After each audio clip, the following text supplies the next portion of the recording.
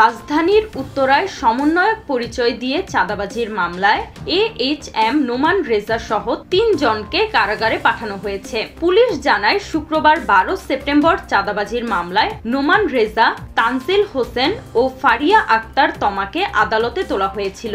পরে আদালত তাদের কারাগারে পাঠানোর আদেশ দেন।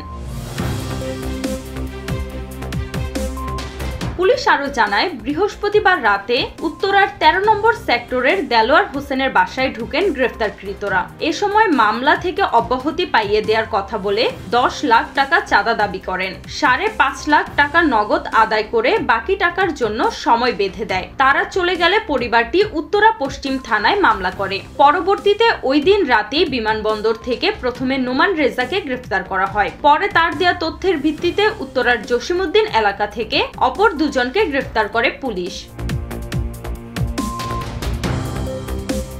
উল্লেখ্য, নোমান রেজা 5 আগস্টের পর থেকে সাংবাদিক সহ বিভিন্ন ব্যক্তির নামে জুলাই হত্যা মামলা দিয়ে এমন চাঁদাবাজি করে আসছিল। এ নিয়ে বিমানবন্দর থানায় একাধিক অভিযোগও করেন ভুক্তভোগীরা।